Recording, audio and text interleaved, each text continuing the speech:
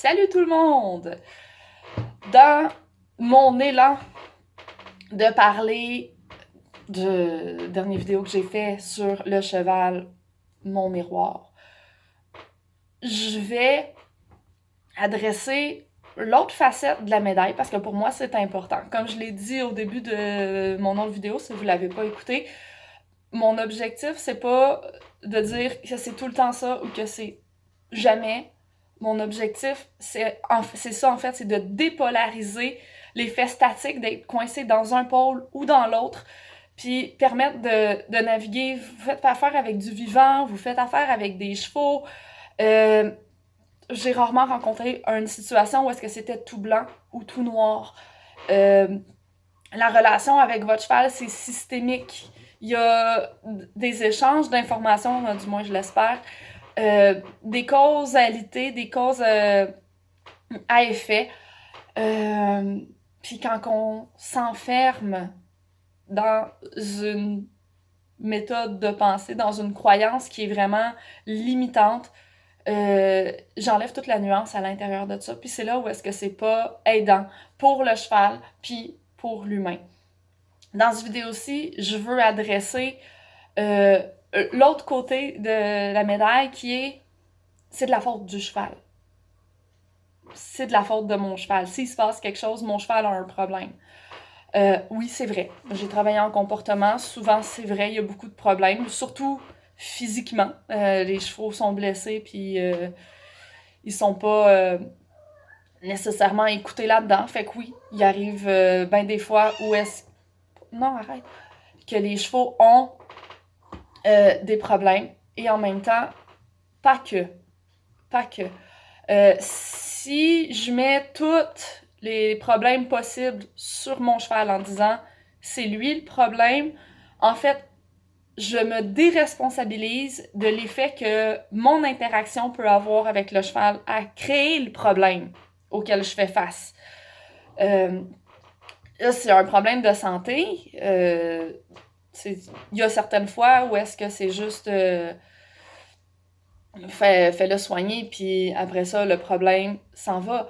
Il y a d'autres fois où est-ce que, avec conscience ou non, je mets mon cheval dans des environnements ou dans des situations qu'il est pas capable de gérer.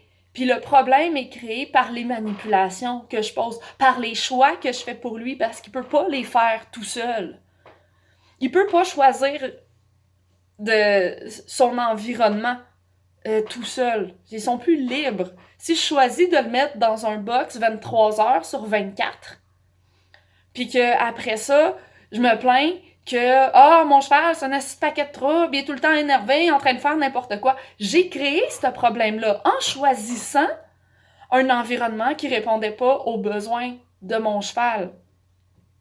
Si je suis rough avec mon cheval, je me dis, mon cheval, il est tout le temps en train de réagir, puis il essaie de me manger, maudit bâtard de cheval cave, sans prendre conscience que mes techniques d'enseignement vont nuire au cheval, à ses apprentissages. Chez les chiens, c'est prouvé, je suis pas une experte en chien, puis je fais ça, que être violent physiquement avec un chien amène de la réactivité, ça va créer de la réactivité. Puis chez les chevaux, je pourrais pas dire que c'est une loi universelle, mais ça l'arrive. Un cheval qui vit des abus physiques peut développer des problèmes de réactivité. Fait qu'après ça, si je pelte tous les problèmes dans la cour du cheval, puis que je suis tout le temps en train de chercher c'est quoi le problème du cheval, puis que jamais, à aucun moment, je suis prête à retourner le miroir vers moi puis faire « Ok, peut-être que il y a des choses que je fais qui créent ce problème-là. » On court vers un cul-de-sac à un moment donné. Parce que je peux pas juste demander au cheval « Change-toi, change ta nature, change tes instincts » pour plaire à l'humain qui, lui, easy peasy dans son sofa, changera jamais rien à sa façon de penser, à sa façon de voir, à ses croyances, à sa façon d'agir, à ses objectifs avec le cheval. Pantoute. Fait que c'est important aussi de connaître puis d'être ouvert à c'est quoi l'influence que vous avez sur votre cheval. Un truc que moi que j'ai généralisé dans ma vie, euh, puis que je me sers souvent, ça donne pas des résultats 100%, mais c'est un bon guide. Je me dis, une fois, c'est peut-être le problème de l'autre. 2 fois, c'est peut-être le problème de l'autre. 3 fois, si 3 personnes dans 3 situations différentes me donnent la même réponse, je me dis clairement, là, je tourne mes oreilles vers moi, il y a quelque chose que je fais qui crée ça. Parce que fuck off qui se sont toutes passé le mot pour avoir le même comportement avec moi. Puis c'est quelque chose que j'utilisais aussi avec les chevaux, dans le sens où je fais une manipulation avec le cheval réagit. OK, peut-être que c'est lui. Je fais une autre manipulation, la même manipulation avec un autre cheval, le cheval réagit. Au bout de 3-4 qui réagissent, les chevaux se sont pas nécessairement parlé. Là, je vais me regarder, je vais me... OK, il y a quelque chose que je fais, clairement, qui fuck la patente. Et si j'agis avec un cheval, puis qu'il réagit, puis que l'autre agit avec le cheval, puis que le cheval réagit de la même façon, puis que tout le monde qui agit avec le cheval réagit de la même façon, ben là, soit je vais regarder l'environnement du cheval, puis overall, mais je vais me tourner vers le cheval. Qu'est-ce que le cheval vit qui fait qu'il réagit comme ça? Fait que c'est important, la responsabilisation pour moi, comprendre qu'on est responsable des actions qu'on pose, puis des choix qu'on fait. Surtout, en tant que propriétaire de cheval, vous avez entre les mains le bien-être d'une vie. Comme parent, comme propriétaire d'animaux, ils peuvent pas les faire tout seuls, ces choix-là, là. Pas dans les conditions qu'on les a mis maintenant. C'est impossible. Les chevaux sont des animaux qui vont migrer, c'est des animaux qui marchent beaucoup. Si vous les enfermez dans un 15x15 dehors, tout seul, avec un mini-abri, voire pire, pas d'abri, ou avec pas de bouffe, s'ils sont clôturés, 8 pieds, là, qu'est-ce que tu veux qu'ils fassent? Sérieux! Il est impuissant, lui, là-dedans. C'est notre job de prendre conscience du pouvoir qu'on peut donner à l'animal ou des choix qu'on va faire pour lui pour lui offrir une vie meilleure. Puis c'est pas nécessairement parce qu'il est cave, parce qu'il est de mauvaise foi, parce que si, ça, name it, là, j'en ai nommé juste 2, là, mais il y en a. Puis il y a aussi la réactivité du cheval, dans le sens un cheval qui devient nerveux, un cheval qui a peur. Si vous êtes nerveux, puis que vous rendez votre cheval nerveux, c'est quelque chose qui est possible. Fait que si vous essayez de calmer votre cheval pour vous calmer, je pense que vous vous y prenez à l'envers. Si je veux que le cheval se calme, si c'est moi qui crée qui est nerveux, ben c'est pas sur le cheval qu'il faut que je travaille, c'est sur moi. C'est moi qui fuck la patente en partant, là. Fait que c'est déresponsabilisant de dire je vais travailler. Le problème vient de moi, mais je vais le travailler lui. Pis toi, là-dedans, tu fais quoi? T'attends de changer de façon comme ça, infuse de pou, ou pas pantoute, puis que ça soit l'autre qui va s'adapter à toi, à tes problèmes, à ta nervosité, au fait que tu stresses ton animal. Je suis pas sûre. Je vais vous laisser avec cette question-là. Moi, je suis pas sûre. Moi, j'ai ma réponse. Trouvez la vôtre. Puis vivez bien avec. Après ça, moi, je suis pas là pour vous... Je le répète, je vais le répéter dans toutes les vidéos s'il faut.